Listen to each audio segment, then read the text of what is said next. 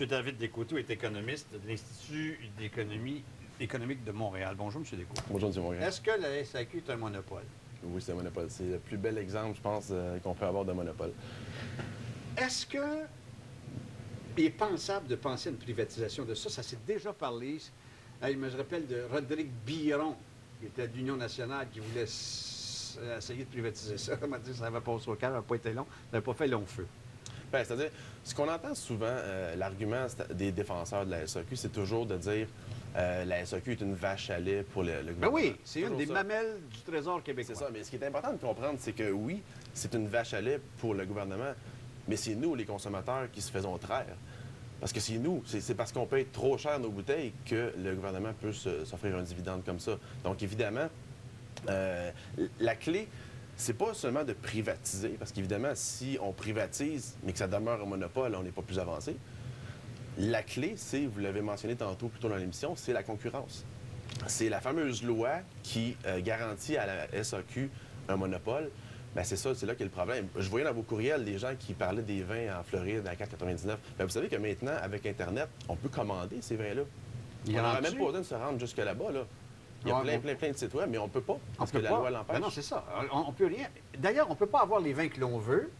Je sais que les distributeurs de vins et ou les importateurs, évidemment, sont pris, eux, avec une liste, puis il y a une liste à la SAQ. Ça passe quand même par la SAQ. Ça passe par la SAQ, puis il faut que tu sois fin en Jupiter, ou je ne sais pas comment tu réussis. Mais la SAQ, ça prend quand même une cote, comme on dit.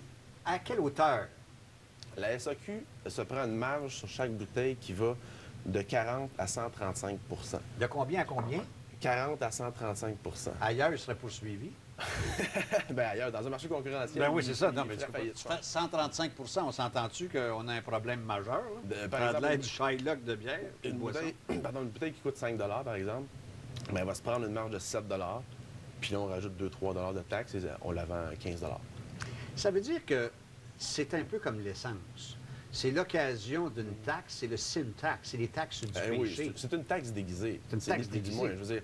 Et si, comme certains l'avancent, c'est la finalité du monopole de la SAQ de simplement engranger des revenus pour l'État, bien là, ça va être quoi après? On peut faire un monopole du dentifrice, puis on va aller en chercher aussi de l'argent dans les poches du monde. Dites-moi, peut-être qu'on n'aurait pas besoin de... Ben oui, on va payer pour les caries si ça n'en vend pas assez. Est-ce que le fait que la SAQ soit seule, que sa convention collective, que son payroll, que ses employés sont payés plus cher que des jobs comparables en d'autres secteurs? Évidemment, quand on n'a aucun concurrent, on peut se permettre ce genre de choses-là, parce que si nos coûts augmentent, à la limite, on a juste à monter le prix des bouteilles. Puis ce sera nous, les consommateurs, qui vont payer pour. Et on se rappellera aussi en 2006, le fameux scandale sur les taux de change.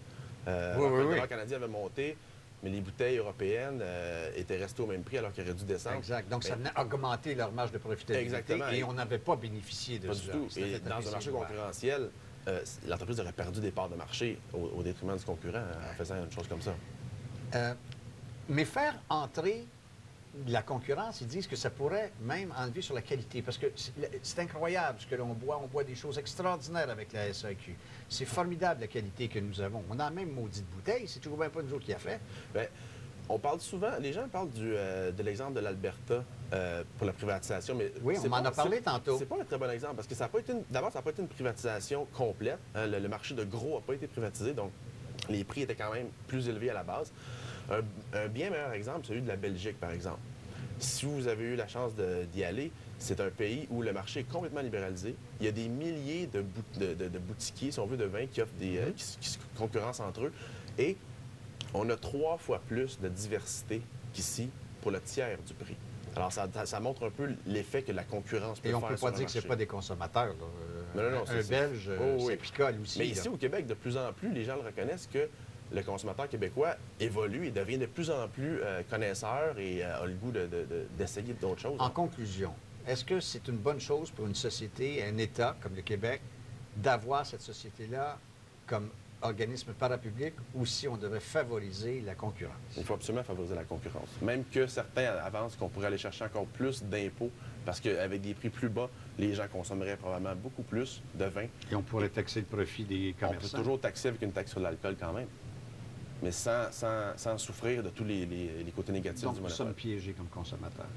Nous sommes piégés, espérons Et qu'avec comme un petit peu de... contribuables. Oui, les deux. C'est ça. Non, mais comme consommateur, c'est-à-dire j'ai pas que de choix. J'ai pas de Le concurrent. consommateur en nous donne l'argent aux contribuables en nous, si on veut. en Exact. payant cher. Exact. Puis là, on se regarde puis on saillit. Merci beaucoup, M. Descoteaux, Merci à vous. économiste, Institut d'économie de Montréal. Au retour, on parle d'éducation.